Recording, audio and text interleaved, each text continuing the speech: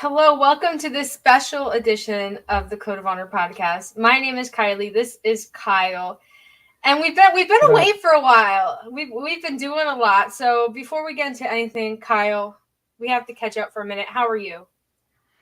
Oh man, I'm doing great. I am not at all jealous that you were in Las Vegas, not even a little bit. And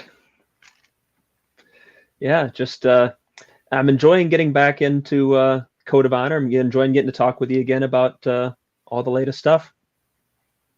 Yeah, Las Vegas was a dream. I can't wait to go back there. I had the time of my life. But we've been planning this episode probably since we started this podcast, if not before. We're going to dive into Summer of Punk, the original Summer of Punk, not the WWE knockoff. Controversial opinion, but I'm here for it. We did get some ROH news during our little hiatus there. There is an ROH pay-per-view schedule, Death Before Dishonor. I'm not sure if it's concrete set in stone, if it's something that's actually going to happen and we're waiting on an announcement. But as far as ROH news goes, I think this is a big deal. What do you think? Oh, absolutely. Absolutely. I haven't heard it confirmed yet. I don't think we've seen it announced on the official channels yet, so the date could potentially shift. But the date that we are hearing is late July. I want to say around the 23rd, I believe I believe was what we read. And yes. Hey, that is right around my birthday, so happy birthday to me. More ROH. I am down with this plan. So Sean Ross Sapp of Fightful Select. If you don't have Fightful Select, get it. It's worth it. But they dropped this news, and he announced Ring of Honor news was coming, and I immediately knew Kyle was going to be excited. No matter what it was, Kyle would be excited. And the small little birthday gift from Ring of Honor. I like to think that Tony Khan watches our podcast, and he was like, you know what, Kyle? He needs something. And he gave you this special gift. Exactly. You know what? I love it. I am down for it. Death Before Dishonor is a long-standing tradition in ROH.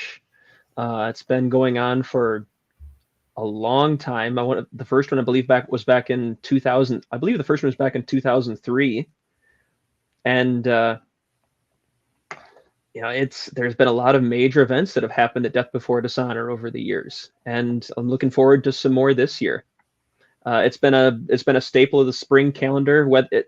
I've seen it. It's run as early as May or June and as late as August or thereabouts, I believe.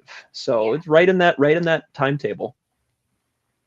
Yeah, and speaking of important things that happened at Death Before Dishonor, let's get into our.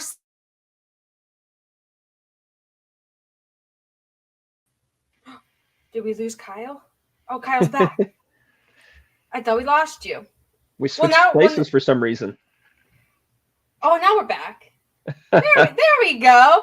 You know what? If I didn't know better, I'd feel like he's just playing with us. Well, you know what? It's not our fault. It's our producer's fault. Everyone blame him. Don't blame us. But getting back to CM Punk news, I'm wearing my CM Punk shirt. I felt like it was fitting. I love the shirt. Anyway, this original Summer of Punk, just for some background for people who maybe don't know about CM Punk's ROH, CM Punk was in the early 2000s, he was a very important part of Ring of Honor. He was in, he won the tag titles. He did a lot of very big singles matches, including the dog collar matches, which go back and watch. I don't even remember what number episode it is, but we talked about that. So go watch that. But he had never won the Ring of Honor world title. And in 2005, it was June 18, 2005, CM Punk beat Austin Aries for the Ring of Honor World Championship at Death Before Dishonor. See the segue? I'm getting good at them. Death Before Dishonor 3. Yes, it was really interesting because everyone already knew that CM Punk was leaving Ring of Honor, that he was going to WWE. It wasn't really a secret, and all the fans knew. And this was kind of like his moment. Like, he had never won it, and then he finally wins it. It was very heartwarming. And me as a fan, a young little fan watching this, I was very, very happy for him. And then it turned into the Summer of Punk. But before we talk about the matches and the promos and everything. Kyle, what were your thoughts when this happened, when CM Punk won this title on his way out of Ring of Honor? Oh man, it was such a wild time because Punk had become such a cornerstone of Ring of Honor at that point. He was the head trainer at the ROH Academy. He was running the show for ROH in that capacity. He had the amazing trilogy with Samoa Joe, and he had been doing some absolutely phenomenal stuff. But no, he never won the world title. He was a multi-time tag team champion, but he was never able to win the big one, despite several opportunities. And so then we come to Death Before Dishonor 3. Punk had earned a title shot, and the show was being marketed as CM Punk's last appearance for Ring of Honor. And so a whole lot of people kind of got the impression that, well, Punk's gonna, lose to Austin Aries and really cement Aries' title reign as he's on his way out the door, and everything's gonna be what it is. But as it turns out, there was a different plan in store. So there we go. Yeah. I was sitting there and he wasn't letting me back in. Anyway, I was literally sitting there watching Kyle's beautiful little soliloquy, his little monologue. And I was like, where am I? I want to talk about CM Punk too. But now I'm exactly. back. And Punk, yeah, this was marketed as Punk's last night. And according to the biography that he did with WWE, the story goes that he told Gabe Sapolsky, they know that I'm leaving, but they don't know when. Yes. And let's mess with them. And this is what we got. I thought it was really interesting. And for people who know the WWE Summer of Punk, this might not come as a surprise, but he won the Ring of Honor World Championship, and he threatened to take it to WWE, much in the same way as the second Summer of Punk. And I was hoping this would be the next Summer of Punk, but he has an injury, so, thoughts and prayers for him. But we got some incredible matches out of this. And the one that really, stands out to me was Ring of Honor Redemption, which is when Punk lost the title. But what matches really stood out to you, Kyle?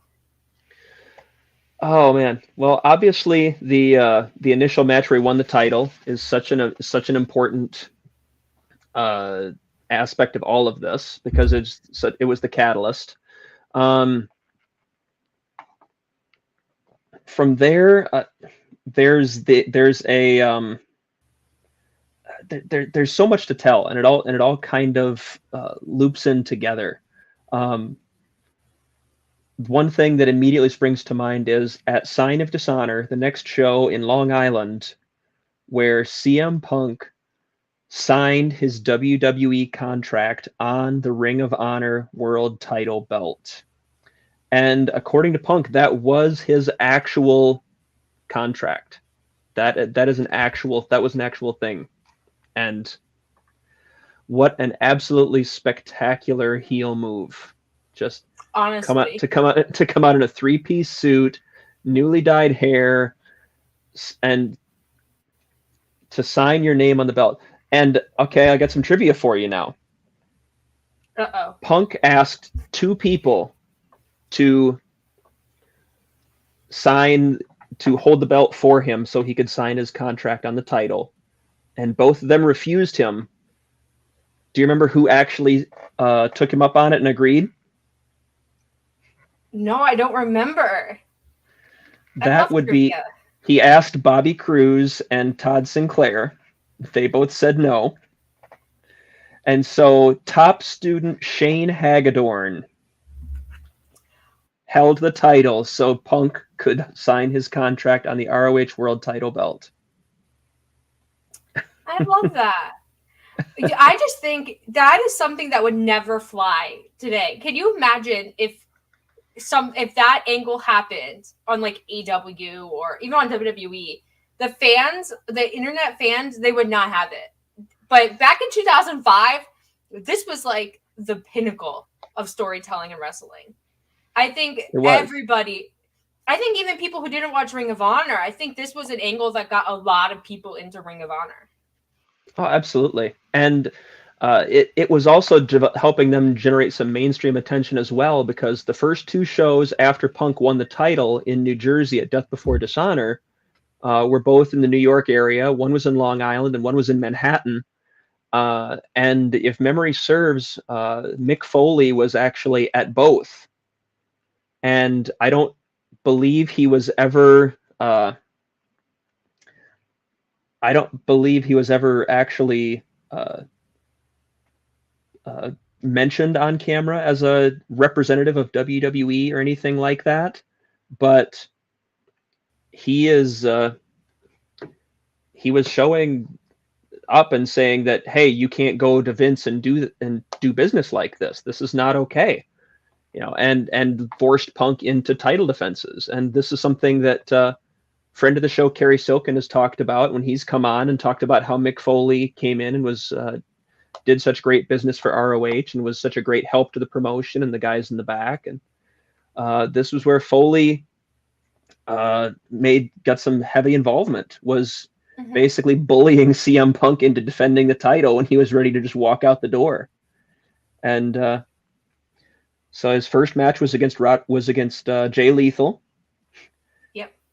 Of course, not after he called out low-key Bryan Danielson and the Briscoes, knowing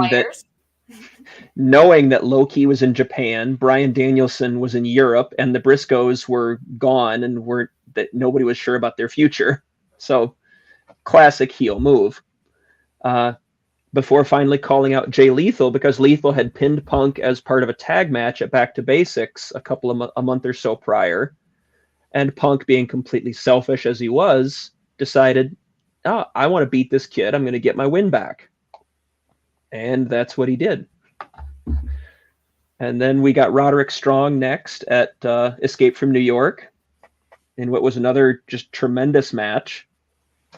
I remember this match being my favorite except for, the 4-way at the end. I remember this match being my favorite of the Summer of Punk. I think Roderick Strong is super underrated at this time. Yeah, absolutely. A couple of months before this happened, Roderick Strong was having great matches with guys like Alex Shelley, guys like James Gibson. Roderick was just doing a tremendous job. And I believe this was his first ROH World Championship match. I would have to look that up, but I'm pretty certain that this match against Punk was his first ROH World Title match. And he had I think you might be right. And it was a great one. It was one of the better ones of the whole sequence. It was a great little bit of Punk ducking and dodging and trying to do everything he could to avoid the chops for as long as he possibly could, until Roderick finally got his hands on him. And no, it was great. I'm not sure that anybody at the time really believed that Roderick was going to be the guy to unseat Punk, especially when you had Daniels floating around and Joe floating around and maybe even Gibson floating around, and there were bigger names there, but they did a great job of really making you buy that it was this kid's time. Yeah, and I think Ring of Honor did a great job of that. Anyway, Punk aside, I think this period of Ring of Honor showed how important it is, one, to have depth on your roster, and two, to have guys always waiting who can be, credible challengers for a world title, your tag titles, whatever title. And I think maybe that's why in this period of Ring of Honor was so successful, and why they, went on. In our episode with Carrie, we talked about this, and, got TV deals and things like that. He had several successful defenses during the Summer of Punk. You mentioned Roderick Strong, you mentioned Jay Lethal. He also had Christopher Daniels Samoa Joe, and James Gibson, who is Jamie Noble. I think he still goes by Jamie Noble in WWE. He's a producer now. Yes. Any of those matches stand out to you? What do you remember? I'm always curious what Kyle remembers, because Kyle has the brain of a genius. Thank you. The one that sticks out to me still, I just rewatched the Gibson match the other day. The hour draw against Christopher Daniels at ROH The Homecoming. Yes.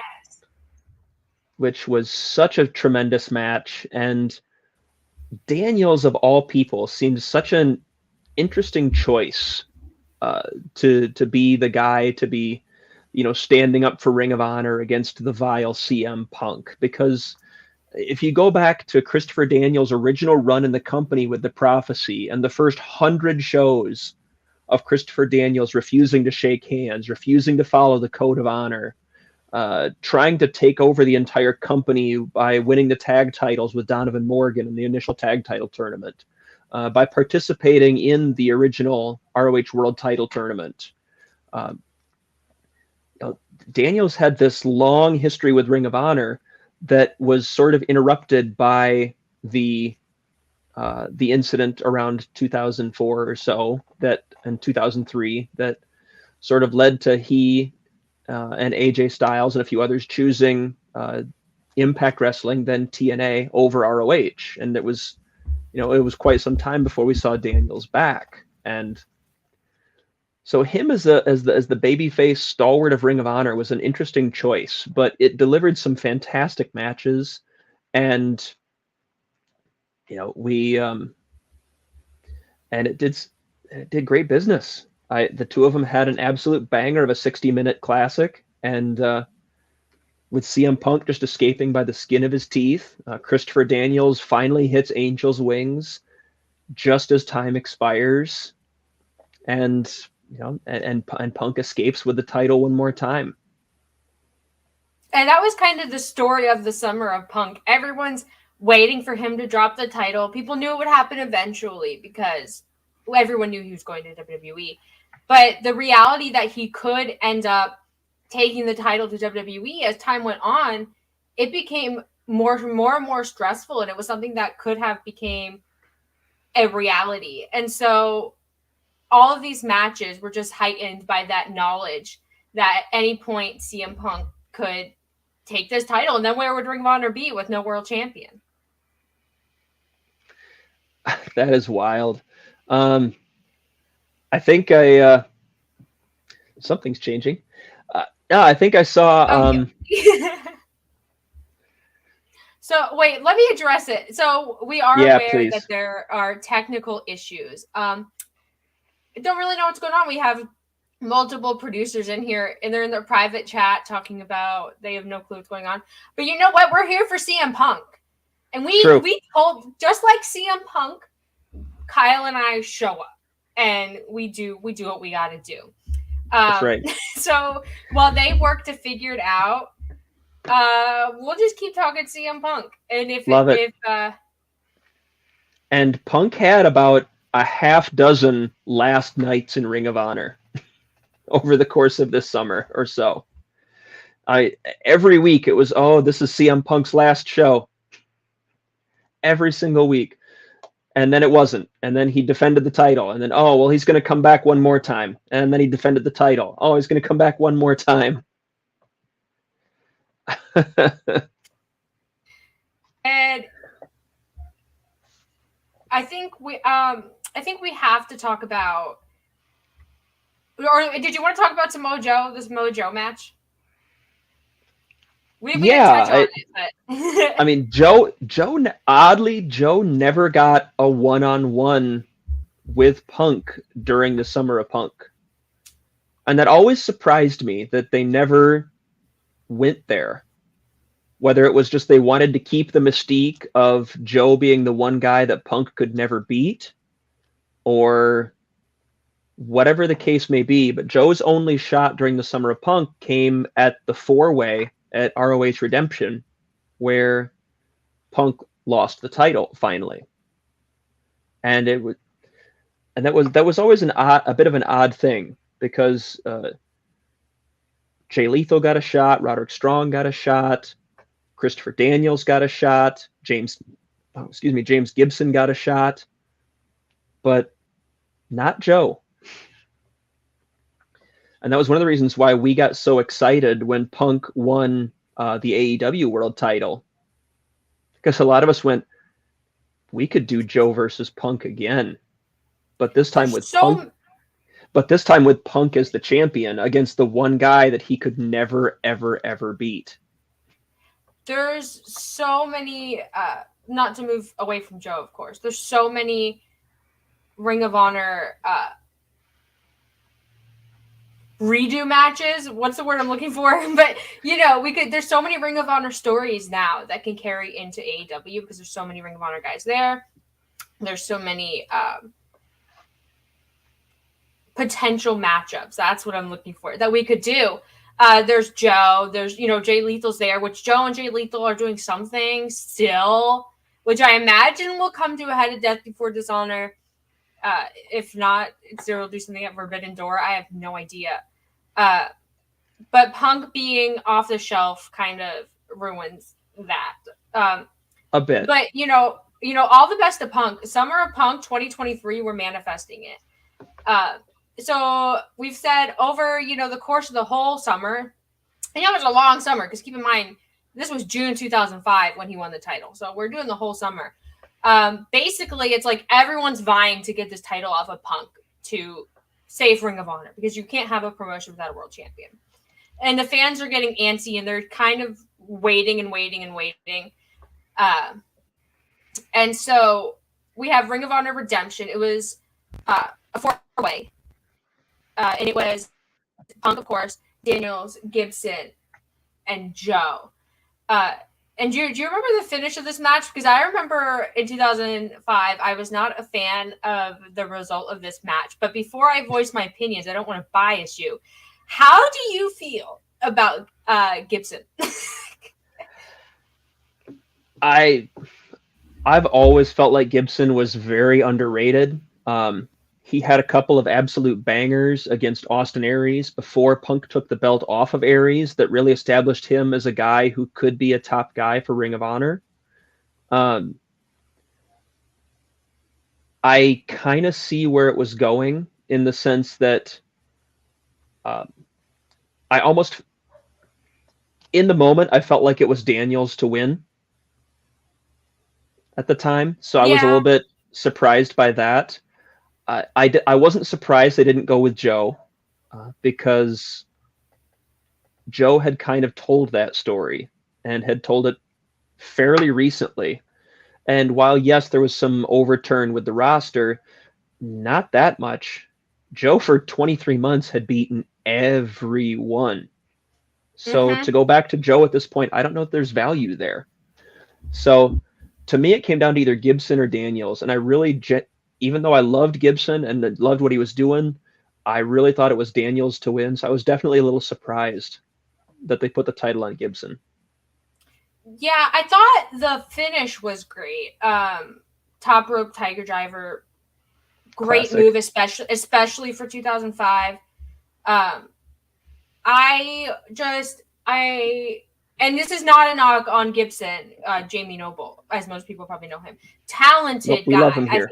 We love him here. Super underrated. And I think his work in WWE maybe doesn't reflect that fully. But if you watch any of his stuff in Ring of Honor, or you watch any of the matches he produced, you can tell the guy has a brain for wrestling. I don't think this was the right time for him. And I think that's why his run was so short. Yes, he's a legend. There's few people in wrestling who get the crowd the way he did. Because a country boy can survive. Yes. Following the summer of Punk, anyone would have struggled, I think, because this was such a great story and the fans were super into it.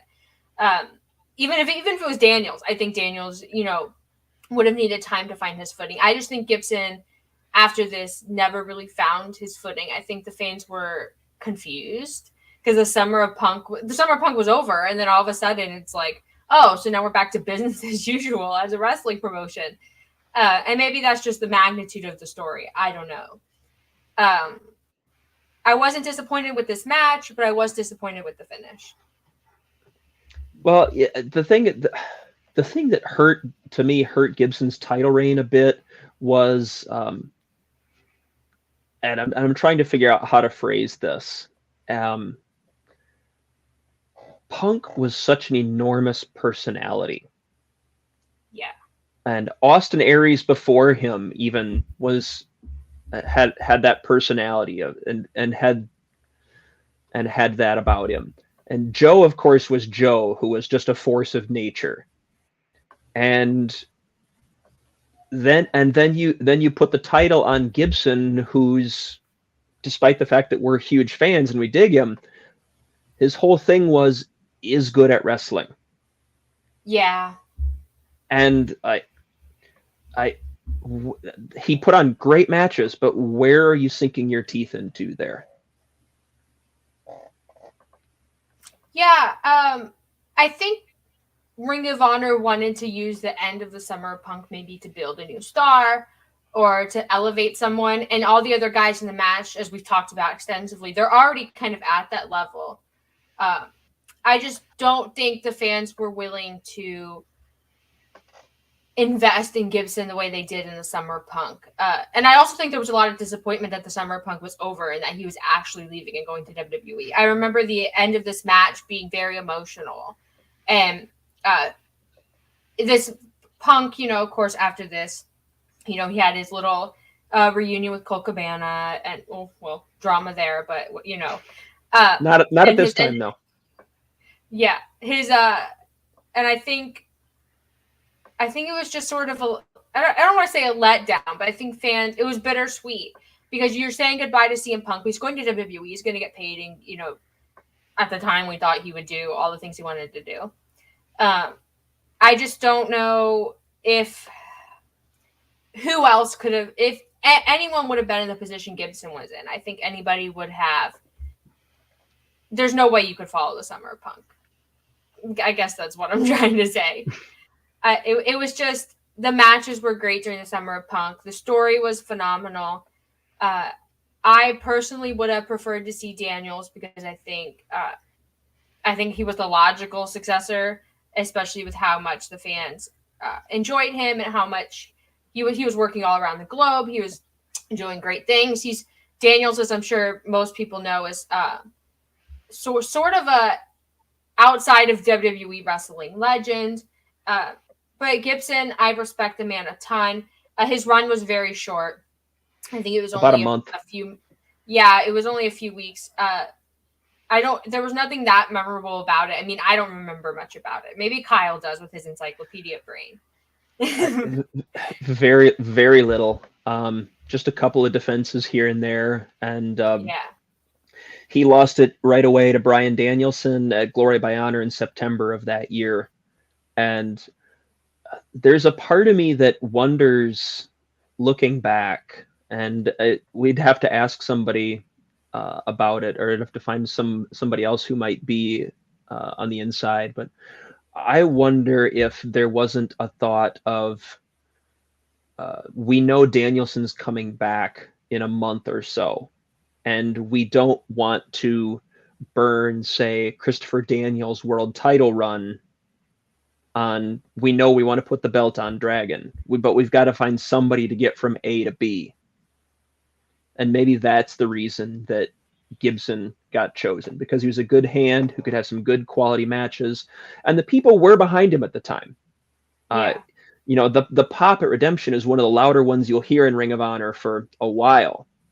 They were very excited to see that outcome, but the reign itself, only being a month, and having the looming specter of American Dragon returning from Europe with his evil cape and all. But part of me is a little disappointed that we didn't get Punk Danielson as our farewell to Punk match. I think that would have been an incredible match, and we'll probably get it in AEW, I imagine, when Punk returns. And apparently Danielson, he's injured too now. My overall thoughts on Summer of Punk 1, Summer of Punk 2, that's the stuff of legend. But Summer of Punk 1, I feel like, is a hidden gem. I think all of Ring of Honor is a hidden gem. But I think this is one of the stories in wrestling that could be, one of the greatest stories of all time. And it never gets that recognition. It's always overshadowed by what was going on in TNA at the time and what was going on in WWE in the years before. And, WWE had a slump shortly after this. But I don't know. I just feel like the story never gets its due. It's always Summer Punk 2 that people talk about, and the pipe bomb and John Cena and all that stuff. But I would prefer this story. The organic nature of this was important. Well, Punk's, you could argue that this was one of Punk's original pipe bombs. Yeah. When he got on the microphone in New Jersey at Death Before Dishonor 3 and proceeded to turn on every single person in attendance. You are all puppets. I played you. I did this and that. I manipulated your emotions to get what I wanted. And now that I've got this, I'm leaving with it and nobody can stop me. And gets run off by Christopher Daniels to a car waiting in the parking lot. And you can tell how important and iconic that promo was as well, because MJF went back to it for their feud leading into the dog collar match. When Punk referenced the story of, the I was a snake story of short version of the story, old man finds a snake, picks it up, heals it, nurses it back to health, and as soon as it's healthy enough, the snake bites him, and the old man is betrayed and can't imagine why, and the snake says, "I'm a snake. You knew that when you picked me up." And he told that story, and he turned on everybody. He dropped the old Kaiser Soze line, "The greatest trick the devil ever pulled was convincing you he didn't exist." He did it all. And just did an absolutely phenomenal job. His mic work during this whole sequence was, of course, second to none, as you'd expect from him. Everywhere he went, about how the people didn't deserve to see him in a world title match. But it was just so good on every possible level. And I feel like we could talk for so much longer about all the different nuances and all the little things that he did over the course of this this run. And I think we're still going to be talking about it for a long time to come. A whole lot of people really genuinely believed that when Punk won the title from Page, or if Punk won the title from Page, it turned out that he did, but before Double or Nothing, a lot of folks were going, he's going to win the title, he's going to turn heel, it's going to be Summer of Punk, and the phrase has now become part of pro wrestling lexicon. Yeah. I think, and I'm one of those people, I do think that's where AW was headed. I think we were going to have a heel Punk, and, I wanted a babyface MJF because I think CM Punk becoming the John Cena, I think that's foretold. I think it's been, planted in the story of CM Punk in AW. He's unfortunately injured. You can still do the story. There's more summers to come. It's not the end of the world. As far as Summer of Punk in WWE goes, I think that MJF, his promo from Dynamite, I think that if you watch that and then you watch CM Punk's pipe bomb from WWE, the infamous one where he sits on the stage, I think there's a lot of similarities there too. So MJF, he's a student of Punk. He's not ashamed to say that he's a fan of Punk. He watches Punk stuff. I think it's very interesting that this next generation of wrestlers, they've watched Punk and they've seen this magnitude of, works and the storytelling that Punk has done in Ring of Honor and in WWE and what he's been able to do in all these different environments. And, there's a bright future for wrestling storytelling. And if CM Punk didn't do this original Summer of Punk, there wouldn't have been a WWE one probably, or wouldn't have been as impactful. And, who knows what would have happened then. So that's why this story, this 2005 little gem that was given to us by Ring of Honor, that's why it's so important. 100%. And oh gosh, the number of people that grew up in the business watching this and being like, and being exposed to what pro wrestling storytelling could be, and sort of, and working the crowds the way they did, is just, it's delightful. And I am sad. Obviously, the injury just really derailed a whole lot of things. I agree that I feel like a Punk heel turn was in the offing, because I think I've said this on Twitter at one point. You can't. This Page is now the third guy in AEW that has said, "You're not who you say you are. You're not who you're pretending to be. You do not." Basic storytelling says you do not have that repeated that many times unless you are willing to follow up on it and show, oh, all these people are right. He wasn't what he was pretending to be.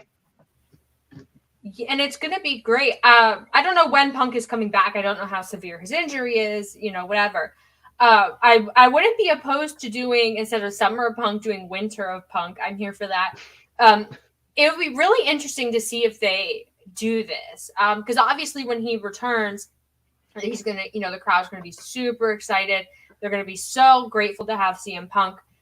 I would like to see them turn him heel immediately. He comes back, he turns heel immediately. I don't want to wait, because I think the energy is already there. The story is already there. And we could go into, a Summer of Punk-esque story based on the one that we have, because he is still champion. He did not relinquish the title. Oh, absolutely. Absolutely. And not knowing anything about the injury per se, but knowing that what we can piece together from his promo and a couple other things, if it's a broken foot, which requires surgery, there's looking at the calendar, I suppose there's an outside possibility he could be back by All Out. There's at least a possibility of that. I don't know if that'll be the case or not. Obviously, there's a million variables there. The selfish part of me is a little, the fan of me is a little sad that we're getting robbed of Punk versus Tanahashi. Yeah. But I did happen to see somebody point out on Twitter, from either in an interview or something like that, that Tanahashi has said now, in the wake of the injury, that he would love to face Punk at Wrestle Kingdom. Do it. There's no reason not to. I went, oh my, yes, let's absolutely do that. Punk has never worked. No, Punk at Wrestle Kingdom would be the collision of two distinct worlds, two distinct wrestling worlds. Punk at Forbidden Door, Punk versus Tanahashi, that was already, the stuff of dreams. They could always just make Tanahashi the world champion, and then you could just, that's going to be fun. For those who don't know or haven't been paying attention, I know this is an ROH podcast, but ROH and AEW are now so intertwined that we're just kind of rolling with it. This week on Dynamite on Wednesday, we'll have a battle royal. The winner will face Jon Moxley. That'll be one semifinal. And then at Dominion on the 12th, we'll have Tanahashi versus Hiroki Goto. That will be the other semifinal. The winners of those two matches will now meet at Forbidden Door instead of Punk versus Tanahashi. The general impression is that it's going to be Moxley versus Tanahashi, because that's been being teased forever. But Goto's underrated. Give me Goto for champion. Come on, let's make it happen. Kyle Sparks. I put in my Twitter bio Ricky Stark Stan account. You need to put Hiroki Goto Stan account in your Twitter bio. There we go. You can champion. You can champion that. I can manifest it. He really does. He's I did the math on this. Goto is 2-10 lifetime against Tanahashi. Oh no, the odds are really against it. But we love an underdog story. We do. It's true. Hey, you know what? Nobody in the world thought that CM Punk was going to walk out of New Jersey with the ROH World Title against Austin Aries. That's true. So there That we was go. a I'll tie it shocker. back. I'll tie it back. So Summer of Punk is the blueprint that for Hiroki Exactly. Goto. That's the Summer of conclusion of Summer this of Goto. podcast. Summer of Summer of hashtag it. Hashtag it. We'll get it going. We'll start a petition, change.org. There you go. We'll send it to Tony Khan.